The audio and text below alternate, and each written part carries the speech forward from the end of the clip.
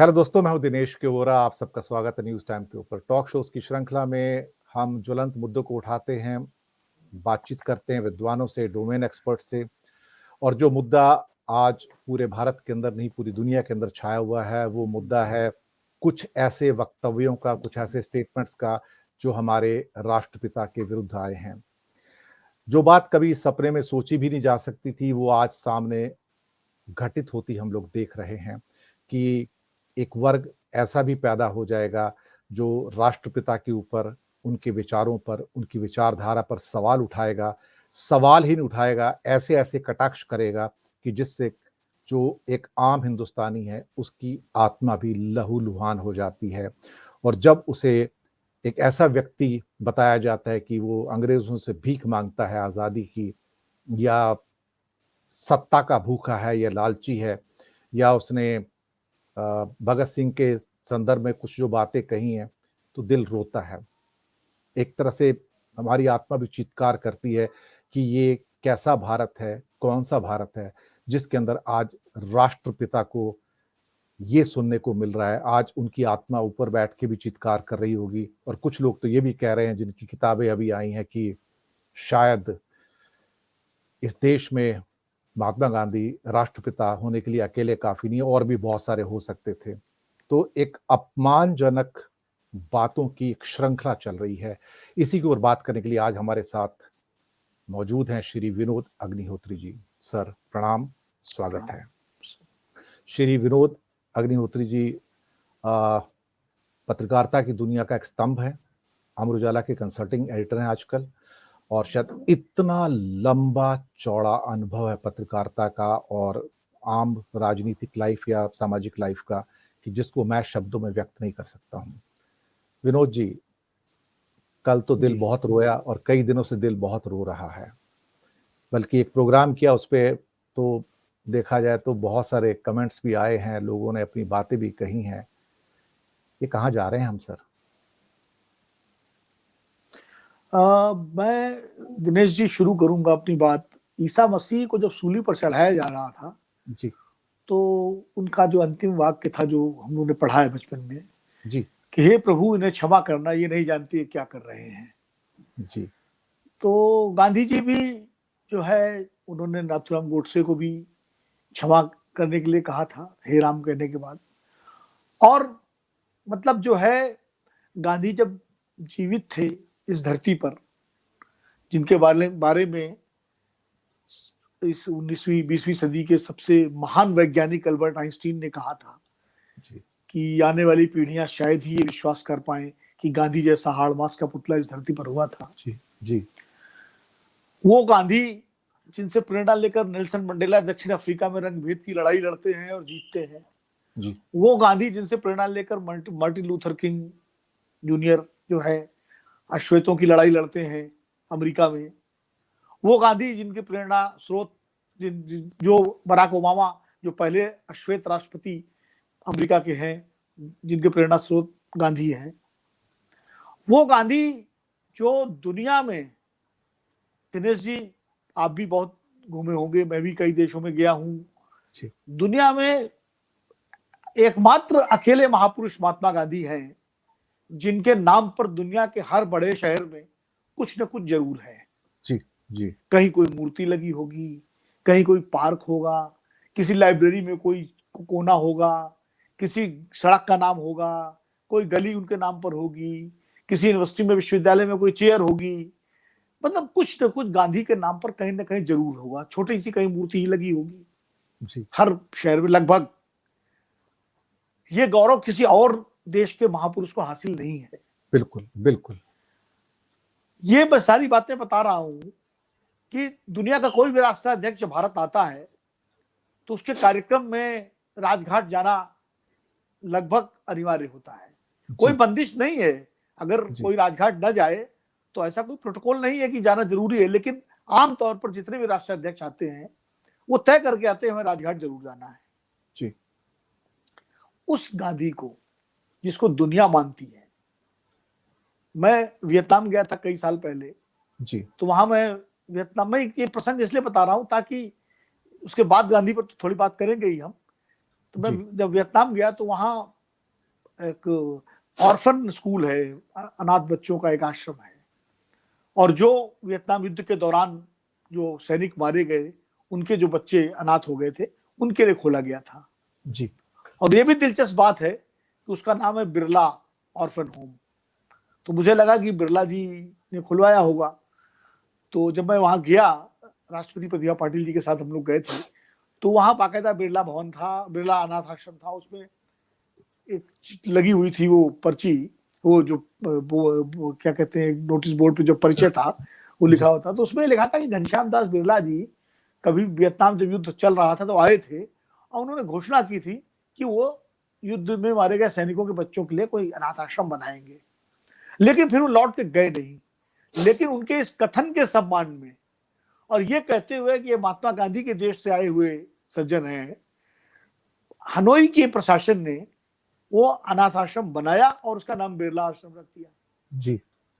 क्योंकि वो महात्मा गांधी के देश से आए थे। जी। वहां मैंने छोटे छोटे बच्चों से पूछा कि मैं भारत से आया हूं, इंडिया से आया हूं, आप इंडिया में किसको जानते हो? तो पहला नाम गांधी का था। जी। वो बच्चे जो 10-12 साल की उम्र के, 15 साल की उम्र के बच्चे थे, बड़े प्यारे। मैं पोलैंड गया, वहां के स्कूल में हम लोग गए, वहां बच्चों से पूछा हिंदुस्तान में किसको जानते हो? तो उन्होंने गांधी का नाम लिया। मैं जर्मनी में मैंने पूछा, मैं मेरी एक उत्कंठा में अक्सर पूछता हूँ कि मैं इंडिया से आया हूँ, इंडिया के बारे में क्या जानते हो? तो महात्मा गांधी का नाम और लिया। क्यूबा में महात्मा गांधी का नाम, इंदिरा गांधी का नाम। तो मैं कह रहा हूं कि जिस व्यक्ति को, जिस महान हस्ती को दुनिया मान रही हो, उनकी ही महिमा, मतलब छवि का खंडन हमारे देश में किया जा रहा है। तो मैं तो सिर्फ वही ईसा मसीह की कहावत दोहरा सकता हूँ कि हे प्रभु इन्हें माफ करना, इन्हें नहीं पता ये क्या कर रहे हैं। हे महात्मा गांधी इन्हें माफ करना, क्षमा करना, इन्हें नहीं पता ये क्या कर रहे हैं। ये सूरज पर थूक रहे हैं, और सूरज पर थूकने वाले का अंजाम क्या होता है? देखिए, मैं ये नहीं मानता कि कोई आलोचनाओं से परे है, गांधी भी आलोचना से परे नहीं है, और गांधी खुद होते तो कहते मेरी आलोचना करो। यही तो उनकी विशेषता थी।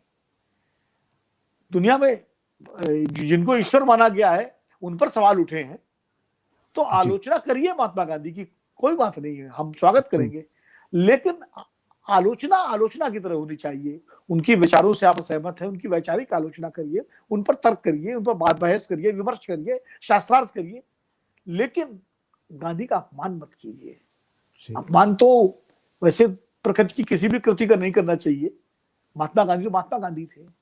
और सवाल ये है, मैं बता रहा हूं, मतलब मुझे बड़ा विडंबना है ये कि जिनका नाम लेकर गांधी पर निशाना साधा जाता है, वो गांधी को वैचारिक मतभेद के बावजूद बड़ा मानते थे। वो चाहे शहीद भगत सिंह हो, चाहे नेताजी सुभाष चंद्र बोस हो। राष्ट्रपिता का दर्जा तो नेताजी सुभाष चंद्र बोस ने महात्मा गांधी को दिया था। जी। जी। जब वो आजाद हिंद फौज को लेकर और उन्होंने घोषणा की थी रेडियो पर, तब उन्होंने राष्ट्रपिता का दर्जा संबोधन दिया था। भगत सिंह ने जो पत्र लिखा सुखदेव ने महात्मा गांधी को, उसमें किस तरह से उन्होंने अपनी मतभेद, वैचारिक मतभेदों को इंगित करते हुए, जब महात्मा गांधी ने एक लेख लिखा था द कल्ट ऑफ बम, उसका जवाब देते हुए जो फिलॉसफी ऑफ द बम वाला पत्र लिखा इन क्रांतिकारियों ने, तो उसमें उन्होंने लिखा आपका अनेकों में से एक। और कभी भी महात्मा गांधी के लिए किसी तरह की गलत शब्दावली का इस्तेमाल नहीं किया, हमेशा उनको महात्मा जी का संबोधित किया है। अब अगर वो पढ़े किताबें, उनका उस समय का साहित्य, उस समय के शहीद जो क्रांतिकारी थे उनके जो संस्मरण है, शिव वर्मा जी ने जो लिखा है, तो हमेशा उसमें महात्मा जी शब्द का प्रयोग किया था कि महात्मा जी ये कह रहे हैं, हम इससे सहमत नहीं।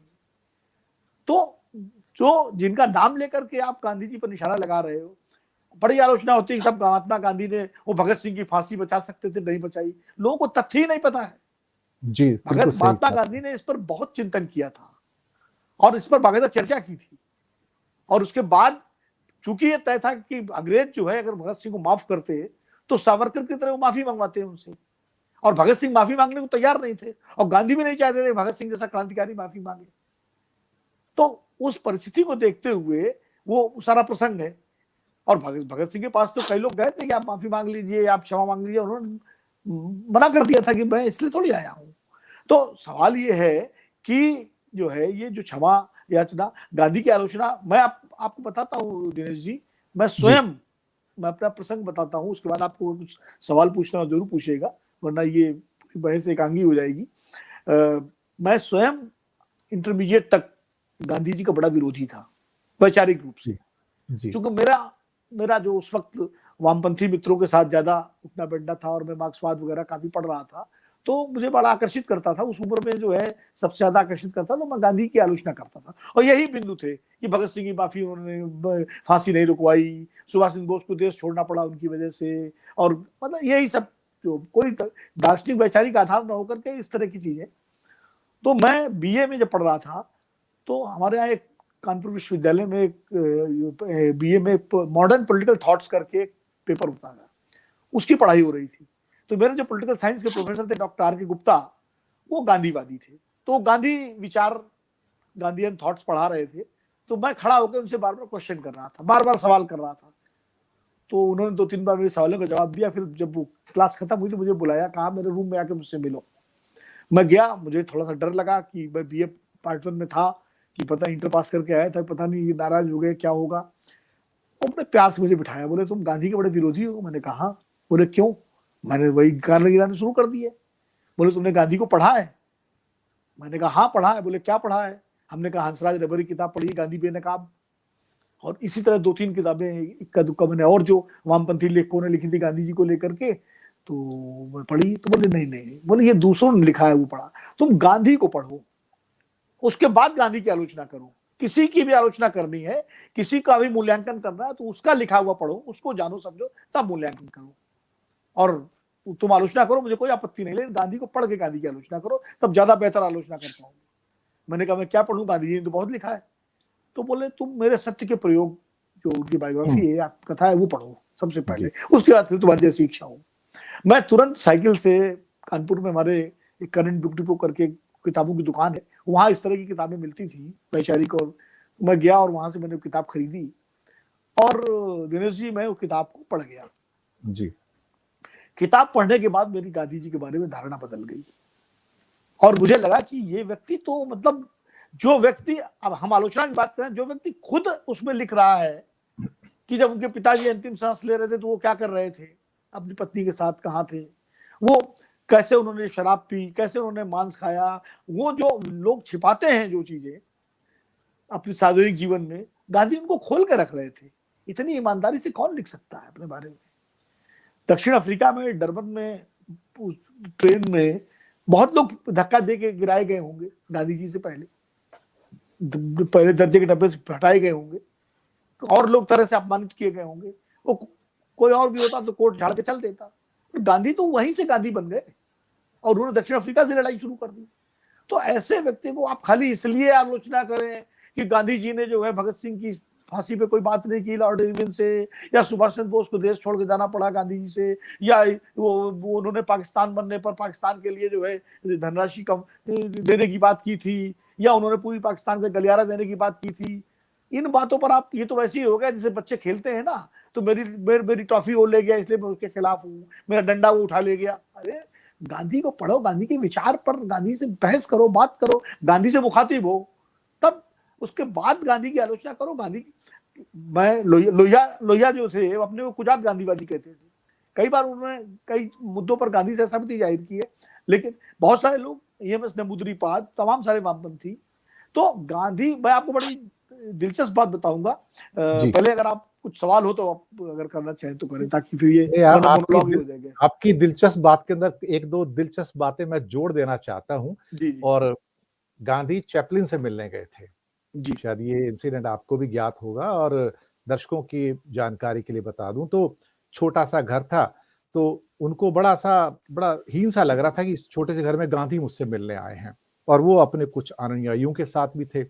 तो थोड़ी सी बातचीत हुई, तो गांधी जी ने चैपलिन से कहा कि मैं यहाँ पर अपनी प्रार्थना कर सकता हूँ? तो उन्होंने कहा कि इस घर में तो इतनी जगह नहीं है, अब कहाँ प्रार्थना करेंगे? तो उसने चैपलिन से कहा कि आप ऊपर बैठिए, हम नीचे बैठ के प्रार्थना कर लेंगे आराम से जमीन पर। तो वहां पर चैपलिन का वक्तव्य आता है कि मैंने जिंदगी में अपने आप को इतना दीनहीन कभी महसूस नहीं किया, जब मैंने देखा कि गांधी जी जमीन पर बैठ के आराम से प्रार्थना कर रहे थे और मैं ऊपर सोफे पर बैठा था। मैंने अपने आप को इतना दीनहीन कभी महसूस नहीं किया जितना मैंने उस दिन महसूस किया, और उस दिन मैं जान पाया कि गांधी क्या चीज थे देखा जाए तो। एक छोटा सा इंसिडेंट और उनके जीवन का था, जो दक्षिण अफ्रीका की आपने बात की थी जी। कि वहां पर उनको जेल में डाल दिया गया था, और इसको मैंने मेरी किताबों में भी है, मैं कई किताबों का लेखक भी हूँ और अपने लेक्चर में अक्सर मैं बताता भी हूँ कि जब जेल में डाल दिया गया तो प्रताड़ित किया गया। उनके साथ में एक व्यक्ति थे जो जूते बनाते थे, तो उन्होंने उनसे कहा कि आप यहाँ तो बहुत समय है, आप मुझे जूते बनाना सिखाएंगे क्या? अब जेलर तो रोज प्रताड़ित करता था। उन्होंने कहा हाँ मैं सिखाऊंगा, लेकिन आप तो बहुत ऊंची जाति के हो, आपको मैं कैसे सिखा सकता हूँ, ये तो मेरा काम है। बोलते नहीं, आप मुझे सिखाइए। खैर जी, उन्होंने सिखाया और एक चप्पल का जोड़ा लेदर का उन्होंने बनाया, और तभी अचानक एक एमनेस्टी की स्कीम सी कुछ आई, सबको छोड़ दिया गया, राजनीतिक कैदी थे। तो जेलर आया कि गांधी जी को बोला आप भी अब रिहा हो रहे हैं। तो उन्होंने बोला रुको। कहता क्या हुआ? मेरे पास आपको देने के लिए कोई वस्तु है। तो अंदर गए, अखबार में लपेटा और ले आए। तो जेलर को बहुत उसके साथ, गांधी जी के साथ इतना अच्छा व्यवहार नहीं था। तो बोले कि ये क्या है, कुछ बॉम्ब लेके आए हो, मुझे मार देना चाहते हो, या कुछ इसके अंदर शस्त्र लाए हो, मुझे मारना चाहते हो? बोलता नहीं, खोल के देखिए, ये मेरी ओर से आपको एक पार्टिंग गिफ्ट है। तो खोल के देखा तो चप्पल का जोड़ा था। तो बोलता मुझे जो लगा गांधी कि आपके, गांधी जी ने जो दिया उनको जो बनाया था उन्होंने। जी, कि मुझे लगा कि आपके नाप का है तो आप इसको पहन पाएंगे, तो जाने से पहले मैं आपको ये गिफ्ट दे रहा हूँ। तो उन्होंने स्वीकार कर लिया, और बहुत सालों के बाद उनका एक पत्र आता है उन्हीं जेलर का गांधी जी को, और उसमें लिखते हैं कि मैंने आपकी दी हुई वो लेदर सैंडल्स बहुत साल पहनी, लेकिन अब मैंने संभाल कर उसको शेल्फ पे रख दिया है। अब मेरी हिम्मत नहीं होती, मेरी नैतिकता मुझे वो एक क्या कहते हैं परमिशन नहीं देती कि मैं उन पैरों के अंदर अपनी चप्पल डाल सकूं, उन चप्पल के अंदर अपने पैर डाल सकूं जिसे आप जैसी महान आत्मा ने बनाया था। अब वो मेरे के लिए एक पूजा की वस्तु हो गई है। तो इंसान के ऊपर कितना वैचारिक प्रभाव पड़ सकता है, ये एक चैपलिन का एक एग्जाम्पल और एक जेलर का जो एग्जाम्पल था, कि कहते हैं ना कि Gandhi was born in India but he was made in south Africa. तो ये बड़ी बात थी। अब मैं आपकी बात पे आऊंगा, मैं आपको कोई प्रश्न नहीं करूंगा आज, क्योंकि गांधी पर बात हो रही है, आपने एक बातचीत करने का सिलसिला आगे बढ़ाया था, कुछ आप कहना चाह रहे थे उनके बारे में, आप बात कीजिए। नहीं, मैं ये कहना चाह रहा था कि गांधी, एक तो आपने जैसे चैपलिन का किस्सा बताया, आपने ये जेल का किस्सा बताया, ऐसे ही सब पे एक बड़ा मशहूर किस्सा है जब वो जॉर्ज पंचम से मिलने गए थे सम्राट से। जी तो जब वो एक आधे बदन, नंगे बदन, आधी धोती पहन कर गए थे और जी सम्राट ने जी व्यंग्य किया था कि इन कपड़ों में आए, तो गांधी ने जो कहा था वो कितना बड़ा सेंटेंस था। उन्होंने कहा था कि इतने आपने इतने सारे कपड़े पहन रखे हैं, मतलब कहने का मतलब ये था कि आपने पूरी दुनिया को नंगा कर दिया है। कितना बड़ा व्यंग्य था कि पूरी दुनिया को आपने बिना कपड़ों में कर दिया, इतने कपड़े आपने पहन लिए हैं, तो मैं तो उस देश से आया हूं जिसको आपने भी एक तरह से नंगा कर जी रखा है। तो जी उनके एक वाक्य में कितना बड़ा, king has enough the clothes on, वो आप मशहूर वाक्य होगा। चार्ली, वो विंस्टन चर्चिल गांधी के बहुत विरोधी थे। जी अब विंस्टन चर्चिल हिंदुस्तान का अधरंगा फकीर वो कहते थे गांधी को। तो जब विंस्टन चर्चिल का बेटा हिंदुस्तान आ रहा था और चर्चिल प्रधानमंत्री पद से हट चुके थे, तो बेटे ने कहा कि मैं इंडिया जा रहा हूं। तो चर्चिल ने कहा कि एक काम करना, तुम इंडिया जाना तो कोशिश करना कि गांधी से मिलके कम से कम 6 महीने तुम उनके साथ रहना। ओह तो कम से कम 6 महीने, 1 साल रह सको तो बहुत अच्छा होगा, लेकिन कम से कम 6 महीने जरूर उनके साथ रहना। तो उनका बेटा चौंका, उसने कहा कि आप तो गांधी के इतने विरोधी हैं, इतने क्रिटिक हैं, और आप मुझे ये सीख सलाह दे रहे हैं। तो चर्चिल ने कहा कि मैं जब ब्रिटेन का प्रधानमंत्री था तो मैं ब्रिटेन के हितों के हिसाब से गांधी का विरोध करता था और गांधी को मैं रिडिक्यूल करता था, क्योंकि गांधी वहां के फ्रीडम मूवमेंट को लीड कर रहे थे। लेकिन मैं अब ब्रिटेन का प्रधानमंत्री नहीं हूं, मैं अब सिर्फ चर्चिल हूं, और अब मैं समझता हूं कि गांधी कितना बड़ा काम कर रहे हैं, इसलिए उनसे जाओ और सीखो। तो ऐसे प्रसंग है। मैं जो कह रहा था दिनेश जी, असल में भारतीय स्वतंत्रता आंदोलन में गांधी का विरोध करने वाली तीनों धाराओं ने गांधी का विरोध किया। कौन सी धारा? एक धारा जो ये थी हिंदुत्ववादी धारा, सावरकर से लेकर के और हिंदू गोडसे और महासभा और ये सब हिंदू थी। महासभा और राष्ट्रीय स्वयंसेवक संघ उस समय का, इन्होंने ये गांधी को मुस्लिम परस्त मानती थी, इसलिए गांधी का विरोध करती थी। उनके जी लिए गांधी इसलिए थे कि गांधी हिंदुत्ववादी नहीं थे उनके हिंदुत्व, जी उनके हिसाब से। जी जी दूसरी धारा वामपंथियों की थी, जो गांधी को ब्रिटिश साम्राज्य का एक औजार मानते थे। जी और तीसरी धारा थी अम्बेडकरवादियों को, जो गांधी को सवर्ण हिंदुओं का प्रतिनिधि मानते थे। जी, और चौथे आप जिन्ना को भी कह सकते हैं, जो बाद में जिन्ना को भी विरोध कह सकते हैं, वो कह भी सकते विरोध हैं, करते थे। जी, जो विरोध करते थे कि गांधी तो हिंदू कांग्रेस से हिंदुओं उसके के लिए। नेता हैं, जी, जी, नेता जी, हैं। जी। तो आप देखिए, गांधी मतलब मुस्लिम राजनीति करने वाले तो गांधी का विरोध कर रहे हैं, वामपंथी तो विरोध कर रहे हैं, दलित राजनीति करने वाले तो विरोध कर रहे हैं, और हिंदुत्व की राजनीति करने वाले भी विरोध कर रहे दक्षिणपंथी हैं, भी विरोध कर रहे हैं। दक्षिणपंथी। लेकिन आप देखिए इतिहास कैसे, आज आप देखिए चोरी छिपे जो अपने दाएं बाएं से विरोध करवाना अलग बात है, लेकिन आज जो इस देश की जानी मानी हिंदुत्ववादी शक्तियां हैं, राष्ट्रीय स्वयंसेवक संघ हो या भारतीय जनता पार्टी हो, जो दक्षिण, आज जो गांधी का नाम लेती हैं, गांधी गांधी को का विरोध उनके तमाम अनुषांगिक संगठनों से जुड़े हुए लोग भले कर रहे हो, लेकिन आधिकारिक रूप से वो गांधी के विरोध का साहस नहीं कर पाते, आप नहीं कर पाते हैं। नहीं कर पाते। इसी तरह वामपंथी भी जो है वो भी गांधी को स्वीकार कर चुके हैं, वो भी गांधी जी का नाम लेकर के आज की जो मौजूदा जो निजाम है उसका विरोध करते हैं, तो गांधी का नाम लेते हैं। मुसलमान इस देश के, जो इस देश में गांधी और मौलाना आजाद और जवाहरलाल नेहरू और पटेल के आश्वासन पर रुक गए थे, आज उनका सबसे बड़ा सहारा गांधी है आज भी। सही बात, यानी मुस्लिम और जो अंबेडकरवादी हैं वो भी आज गांधी का विरोध नहीं करते, वो भी आज गांधी की बात करते। तो स्वीकार्यता गांधी की सब में हुई है, बिल्कुल है। आखिर इतिहास ने सिद्ध किया कि गांधी सही थे। गांधी ना तो हिंदुओं के पक्षधर थे अकेले, न गांधी अकेले मुस्लिम परस्त थे, न गांधी ब्रिटिश साम्राज्य के वो थे, न गांधी सबके थे, और गांधी सबके लिए लड़ते थे। वो जब आजादी के बाद जब बिरला जी ने गांधी जी से पूछा कि बापू अंग्रेज तो चले गए, आप किससे लड़ेंगे, तो गांधी जी ने बिना झिझक के कहा मैं आपसे लड़ूंगा, मतलब भारतीय पूंजीवाद से मैं लड़ूंगा, सामान्य लोगों के हकों के लिए। तो आप देखिए गांधी की दृष्टि कितनी साफ थी। उस समय जो अंतर्विरोध था वो अंग्रेज बनाम हिंदुस्तान था, इसलिए उन्होंने अंग्रेजों से लड़ाई लड़ी। उसके बाद उन्हें मालूम था कि अगला अंतर्विरोध इस देश में शुरू होगा, वो शोषण और शोषक का अंतर्विरोध होगा, जो आर्थिक शोषण का है। इसलिए गांधी ने अपना पक्ष तय कर लिया था कि अब वो उन मजलूमों मजदूरों के साथ खड़े होंगे जो इस पूंजीवादी शोषण के शिकार होते हैं। गांधी और अंबेडकर के बीच जब पूना पैक्ट से पहले जो एक खतो खिताबत हुई, बहस हुई और गांधी जी को अनशन करना पड़ा, उसके बाद बाबा साहब अम्बेडकर और गांधी जी के बीच में पूना पैक्ट हुआ। उसमें गांधी जब जो उनकी चिट्ठियां जो गांधी लिखते हैं, चिट्ठियों में तो क्या लिखते हैं, गांधी लिखते हैं कि आपके समाज के साथ हजारों साल से जितने अत्याचार हमारे समाज ने किए हैं और उसके बावजूद आपका जो धैर्य है वो काबिले तारीफ है। हमें तो लगता है कि आपने हम लोगों को, हमारे समाज को कोई गाली नहीं दी, आपको तो बहुत ज्यादा गालियां देनी चाहिए थी हमारे समाज को, जितना अत्याचार हुआ है। तो गांधी की स्वीकृति भी देखिए, तो मतलब गांधी को समझने के लिए गांधी को पढ़ना पड़ेगा, गांधी को जीना पड़ेगा। बिना गांधी को जिए आप गांधी की आलोचना कर रहे हैं। कितने लोग हैं जो अपना पखाना साफ करते हैं, दूसरों का तो छोड़ दीजिए। बिल्कुल, अगर 4 दिन अगर सफाई कर्मचारियों की हड़ताल हो जाए तो लोग सड़कों पर निकल आएंगे। गांधी ने तो वो भी किया।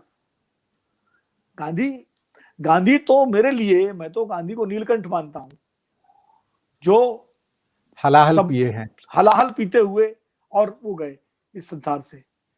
और आखिरी दिनों में गांधी बहुत परेशान भी थे, ऐसा नहीं था। विभाजन जिस तरह देश का हुआ उसने गांधी को तोड़ दिया था अंतर तक। गांधी विभाजन के खिलाफ थे, विभाजन को नहीं रोक पाए, वो उनकी एक तरह से विफलता थी गांधी की। कई ऐसे प्रसंग हैं जहां पर गांधी पर सवाल उठाए जा सकते हैं, जैसे सुभाष चंद्र बोस का देश से जाना, पट्टाभी सीतारमैया के प्रति उनका आग्रह, बहुत सारे। लेकिन वो तत्कालीन परिस्थितियों में उनके अपने फैसले थे, उसको किसी भी, आज हम 2021 में बैठ करके और 1947 और 1939 के फैसलों पर उंगली उठाए, तो ये तो वही हो गया कि मेरे बाबा ने जो है उस वक्त जो है कार क्यों नहीं खरीदी थी जब वो साइकिल पे चलते थे।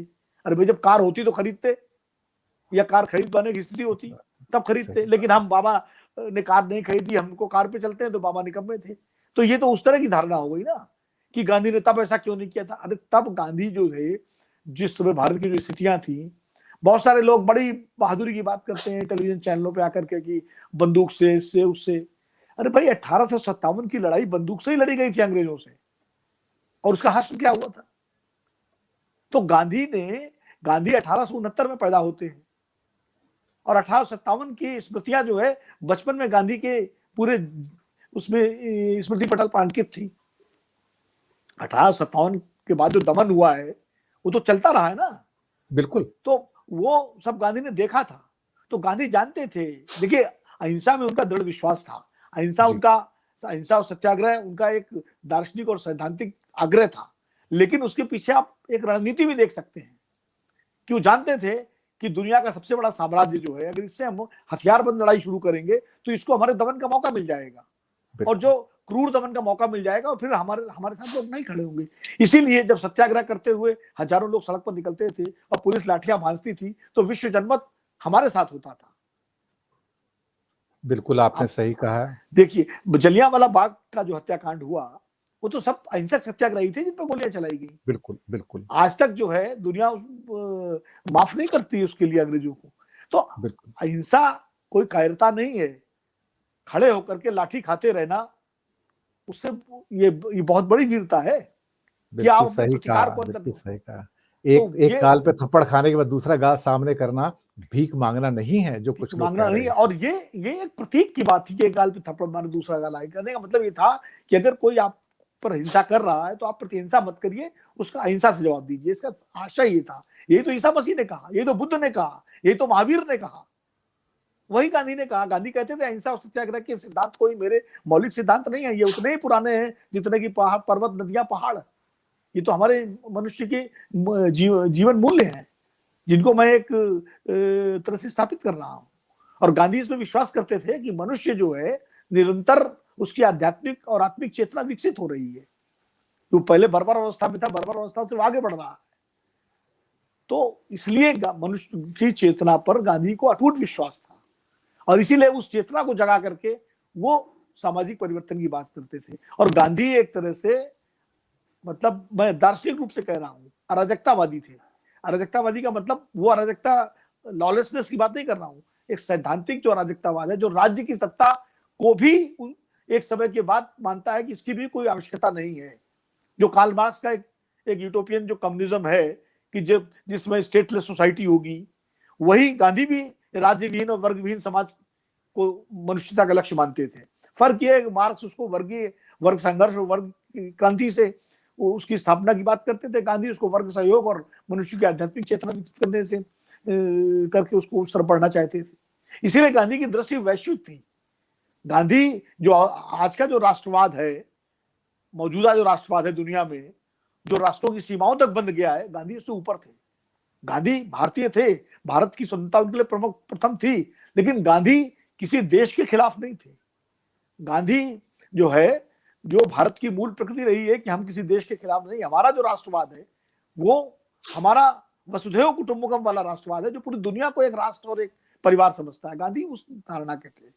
बिल्कुल आपने सही कहा। तो ये गांधी को समझने के लिए मुझे लगता है लोगों को, और अच्छा है, मैं तो कहता हूं कई जन्म लगेंगे उन्हें। नहीं, जन्म लेने होंगे या नहीं लेने होंगे, लेकिन तो गांधी को जीना पड़ेगा। और दूसरी बात ये है, मैं तो ये बेहतर मानता हूं विमर्श में गांधी रहे, ठीक है, आलोचना करें लोग, तो कम से कम इसी बहाने लोग गांधी को पढ़ेंगे, गांधी को समझेंगे। बात हम लोग बात कर रहे हैं, इसे तो कर रहे हैं। बिल्कुल सही कहा आपने। तो गांधी को हटा पाना, मिटा पाना मेरे लिहाज से तो किसी के लिए मुमकिन नहीं है। कि गांधी किसी राजघाट में नहीं है, गांधी किसी मूर्ति में नहीं है, गांधी व्यक्ति की चेतना के भीतर है, गांधी व्यक्ति के अंतरात्मा के भीतर है। इसलिए मुझे नहीं लगता कि कोई जो है गांधी को मिटा पाएगा। बिल्कुल, गांधी वैसे ही महामानव है जैसे भगवान बुद्ध थे, महावीर थे, जो हमारी कल गुरु नानक बर्थडे भी है, उनकी जो परंपराएं हैं दया की, सत्य की, अहिंसा की, उन्हीं परंपराओं का निर्वहन उन्होंने भी किया था। और सुभाष चंद्र बोस की बेटी ने उनके बारे में बिल्कुल सही कहा कि हो सकता है गांधी और बोस के रास्ते अलग रहे हों, विचारधारा अलग रही हो, लेकिन दोनों एक दूसरे के पूरक थे और दोनों एक दूसरे के बिना अधूरे थे। शायद इससे बड़ा कॉम्प्लीमेंट क्या हो सकता है। मैं आपको एक छोटा सा किस्सा और बता दूं। मेरे एक प्रोफेसर थे कानपुर विश्वविद्यालय में, वो वामपंथी थे, एक जमाने में सीपीआई से जुड़े रहे थे। डॉक्टर मल्होत्रा, पीएन मल्होत्रा, वो नहीं है, तो सीपीआई की यूथ विंग में भी थे वो जी, बहुत पहले अर्ली 50s की बात है। बाद में तो उन्होंने बताया किस्सा। वो सीपीआई का एक डेलीगेशन, यूथ डेलीगेशन चीन गया था चीन की क्रांति हो चुकी थी। ये बात है जब भारत चीन के संबंध बहुत मधुर थे उस समय, नेहरू जी के काल में, आजादी के बाद में पंचशील और वो सब हिंदी चीनी भाई भाई का दौर था। तो वो जो प्रतिनिधिमंडल था युवाओं का, कम्युनिस्ट पार्टी के, सीपीआई के युवाओं का, तो सब पूरा चीन घूमा उन्होंने, और चीन का समाजवाद और वहां जिस तरह से मार्क्सवाद की अवधारणा थी, जो चीनी क्रांति के बाद जिस तरह से वहां काम चल रहा था, उसको देखा। उसके बाद उनकी फाइनल मुलाकात माओ त्से-तुंग के साथ हुई। तो माओ त्से-तुंग से मिलने जब वो गए तो माओ ने उनसे बातचीत शुरू की। तो बातचीत में उन्होंने पूछना शुरू किया कि क्या हमारा मतलब चीन और भारत दोनों लगभग साम्राज्यवाद से एक साथ 1-2 साल आगे पीछे मुक्त हुए हैं, तो हम तो चीन का निर्माण आपने देखा ही है, भारत में क्या क्या हो रहा है। तो वो बताने लगे कि भाई नेहरू जी प्रधानमंत्री हैं और उन्होंने ये इस तरह से पंचवर्षीय योजनाएं और तमाम योजनाओं की जानकारी देने लगे। तो माओ ने थोड़ी देर सुना, फिर उसका रोक दिया उनको। बोले मैं नेहरू के काम के बारे में नहीं जानना चाहता हूँ, गांधी को कितना फॉलो कर रहे हैं आप लोग, ये बताइए मुझे। गांधी ने जो परिकल्पना की थी उसके बारे में आप क्या हो रहा है आपके देश में, आप बताइए। तो देखिए, ये वो महान आत्मा, महान व्यक्ति माओ त्से-तुंग, मैं उनको भी महान मानता हूँ, भले उनके बारे में लोगों की अलग धारणाएं हो, लेकिन चूंकि मैंने चीनी क्रांति पर ही अपना एमफिल किया है, चीन के उस पर ही, तो मैंने माओ को भी बहुत पढ़ा है। और मैं माओ त्से-तुंग और महात्मा गांधी में बहुत समानताएं देखता हूँ, उनकी जीवन शैली में, उनके तमाम विचारों में, तमाम। ठीक है, वो क्रांतिकारी रास्ते से और हिंसा के रास्ते, वर्ग संघर्ष के रास्ते से आगे बढ़े थे। गांधी का सोच दूसरा था, वो अहिंसा की, लेकिन समाज निर्माण में, मनुष्य के निर्माण में, और कैसे जो है एक तरह से एक शोषण विहीन समाज की स्थापना हो, इनके विचारों में दोनों बड़ा साम्य था। और इसमें पंडित सुंदरलाल ने बड़ा काम किया है। पंडित सुंदरलाल जो सर्वोदयी थे और गांधीवादी थे, वो चीन जाया करते थे और माओ त्से-तुंग से उनकी बड़ी निजी रिश्ते हो गए थे, और माओ उनके साथ बैठ के गांधीवाद पर बात करते थे, और इसीलिए पंडित सुंदरलाल को परमानेंट वीजा दिया गया था चाइना का जी। और जबकि पंडित सुंदरलाल सर्वोदयी थे और बहुत प्रखर गांधीवादी थे। तो इसी तरह डॉक्टर गंगोपाध्याय ने किताब लिखी है माओ एंड गांधी करके। तो दुनिया में गांधी पर काम हो रहा है भाई, लोग गांधी को समझने की कोशिश कर रहे हैं। फिडेल कैस्ट्रो जैसे लोग, होचिमिन का किस्सा, होचिमिन जब भारत आए पहली बार वियतनामी क्रांति के बाद, और यहाँ पर कम्युनिस्ट पार्टी का एक डेलीगेशन उनसे मिलने गया, सीपीआई का, तो उन्होंने कहा कि आपकी कम्युनिस्ट पार्टी तो 1937 में बनी और हमारी 1925 में बनी, 26 में बनी, और आपने तो क्रांति कर ली और हम लोग पिछड़ गए, ऐसा क्यों हुआ कॉमरेड? तो होचिमिन का जवाब क्या था मालूम आपको? होचिमिन ने कहा कि आपके देश में गांधी थे और आप गांधी को समझ नहीं पाए। आपके देश में गांधी थे और आप गांधी को समझ नहीं पाए, आप उनसे झगड़ते रहे, और मैं अपने देश में गांधी बन गया। क्या बात कही है। ये बात जो क्या कहते हैं ना कि एक पुरानी गजल है, बात निकलेगी तो दूर तलक जाएगी। आज कुछ ऐसे ही हुआ है कि ये बात ऐसा लगता है कि इसका कोई अंत नहीं है, क्योंकि गांधी के ऊपर जो चर्चा है वो एक अनंत चर्चा है, देखा जाए तो उसका कोई अंत नहीं है। पूरे आप सालों साल चर्चा कर सकते हैं उनके ऊपर, पर समय की बाध्यता। पर आज बहुत दिनों बाद बहुत अच्छा लगा कि आज एक ऐसे विषय पर बात की हमने, एक ऐसे व्यक्ति के बारे में बात की जो शायद इतने दशकों से, या अब तो एक सदी से ज्यादा, हम सबको आंदोलित करते आए हैं, और इसलिए वो महामानव है। और मुझे इस बात में कोई शक नहीं है कि आने वाली पीढ़ियां और आने वाली कई सदियों तक महात्मा गांधी का जो नाम है और धीरे धीरे बढ़ता ही जाएगा, उनका कद कम नहीं होगा। शायद उनकी जो लीनिएज होगी या उनकी जो उनके बारे में जो समझ होगी, हो सकता है 200-300, 400, 500 सालों के बाद, 1000 साल के बाद लोग उन्हें एक ऐसे महामानव के रूप में जाने जिनके बारे में शायद आइंस्टाइन ने पहले कह दिया था कि हार्ड मास के रूप में चलता हुआ एक ऐसा मनुष्य आप कल्पना नहीं कर पाओगे इस धरती पर कभी पैदा हुआ होगा। मनोज जी, आपने बहुत अच्छी अच्छी बातें बताई। गांधी के अंदर तो मेरा विश्वास है, था, रहेगा। और गांधी भारत से तो क्या, पूरी पृथ्वी से उनकी विदाई बड़ी मुश्किल है, क्योंकि वो महामानव थे, और महामानव कभी कभी ही जन्म लेते हैं। मैं आपका शुक्रिया अदा करूंगा कि आपने इतना आज कीमती समय दिया और आपने इतनी अच्छी बातें बताई हैं। शायद ये एक अनमोल एपिसोड है हमारे दर्शकों के लिए, जहां कम से कम हम गांधी जी को वापस एक सेंट्रल पटल के ऊपर लेकर आते हैं और उनके ऊपर बात तो करते हैं। कोई आखिरी टिप्पणी आप करना चाहें तो आप कर सकते हैं। मुझे लगता है कि आखिरी टिप्पणी या कंक्लूडिंग रिमार्क यही हो सकता है कि मैं तो यही अपील करूंगा गांधी विरोधियों से, जो गांधी का विरोध करते हैं, क्योंकि जो गांधी को मानते हैं, गांधी के समर्थक हैं, उनसे वो तो है ही, गांधी को समझ ही रहे हैं। मैं इतना जरूर करूंगा, और मैंने ट्वीट भी किया था, कि जिन लोगों ने जो गांधी का विरोध कर रहे हैं, मुझे लगता है उनके अंदर एक कुछ मानसिक कुंठा है। और वो मानसिक कुंठा इसलिए है कि उसके कई कारण हो सकते हैं, और इसलिए उनको जरूरत है कि वो गांधी को पढ़ें, वो सुभाष चंद्र बोस को पढ़ें, शहीद भगत सिंह को पढ़ें, विवेकानंद को पढ़ें, इन सारे लोगों को पढ़ें, और उसके बाद फिर तय करें कि उनको गांधी का विरोध करना है या समर्थन करना है। वो उनकी स्वतंत्रता है, वो उनका संवैधानिक अधिकार है, उनका मौलिक अधिकार है, जो चाहे करें। लेकिन कम से कम गांधी को पढ़ें, इन सब लोगों को पढ़ें, और जिनका नाम लेकर वो विरोध करते हैं उनको भी पढ़ लें, उनको भी समझ लें, तो बहुत सारी भ्रम उनके दूर हो जाएंगे। अगर ईमानदारी से करते हैं, अगर किसी एजेंडे के तहत कर रहे हैं, कहीं से उनको कोई वो मिल रहा है, टास्क दिया गया है, तो अलग बात है, फिर वो ईमानदार। लेकिन ईमानदारी से अगर आप गांधी को समझना चाहते हैं, विरोध भी अगर करना चाहते, वही जो मेरे प्रोफेसर ने मुझसे कहा था, वही मैं उनसे कह रहा हूं कि अगर आप विरोध भी करना चाहते हैं तो फिर उनको पढ़ें। हो सकता है फिर आप तार्किक ढंग से विरोध कर पाए, और हो सकता है कि आपकी धारणा बदल जाए। तो कम से कम गांधी को पढ़ तो लें, और पढ़ने के बाद अगर समझ में आए तो गांधी को जीने की कोशिश करें। उनको आप न मानते हुए भी जीने की कोशिश करेंगे तो भी आपको लगेगा कि कहीं ना कुछ तो कोई चीज उनको मिलेगी। आप देखिए कितने दक्षिणपंथी लोग जो है गांधीयन जीवन शैली जी रहे हैं, कितने वामपंथी आपको गांधीयन जीवन शैली में जीते हुए मिल जाएंगे। उनको वही गांधी का अच्छा लगा तो वही मान लेते हैं। बिल्कुल तो सही कम कहा से आपने, कम बिल्कुल सही कहा। ये मेरा कहना है कि आपका कहना बिल्कुल सही है कि आप गांधी की आलोचना भी कर सकते हैं, उनकी विचारधारा से आप अलग भी हो सकते हैं, पर आप उन्हें अपमानित मत कीजिएगा। वो राष्ट्रपिता अपमानित हैं, मत करिए, उनकी उनके चरित्र पर अपमानित सवाल मत में कीजिए। उठाइए, हाँ, अपमानित मत कीजिए। हाँ, अपमानित मत और कीजिए। और दिनेश जी, मेरा मानना इस मामले में है, मैं सिर्फ गांधी को ही नहीं, किसी भी व्यक्ति को और किसी भी महापुरुष को, हम सहमत हो असहमत हो अलग बात है, वैचारिक रूप से, हम तार्किक रूप से उसकी आलोचना करें, उसको कसौटी पर कसे अपने हिसाब से, लेकिन उसको अपमानित करना, उनका चरित्र हनन करना, ये ठीक नहीं है।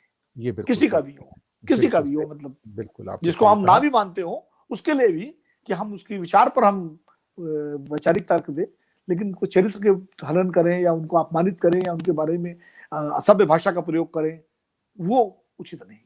उसको मैं समर्थन नहीं करता, उसका विरोध करता हूं। बिल्कुल सही बात। तो दर्शक मित्रों, सीधी बात दिनेश केवरा के साथ इस कार्यक्रम से हम लेंगे विदा, और विनोद जी का शुक्रिया अदा करेंगे। उन्होंने अपना बहुत कीमती समय निकाला और इस विषय के ऊपर बेबाकी से अपने विचार रखे। हम बहुत जल्दी मुलाकात करेंगे नए मुद्दे पर और नए मेहमान के साथ इसी कार्यक्रम के अंदर। इंतजार करिएगा, बहुत जल्दी आपके सामने फिर आएंगे। बहुत बहुत धन्यवाद आप सबका हमारे साथ बने रहने के लिए।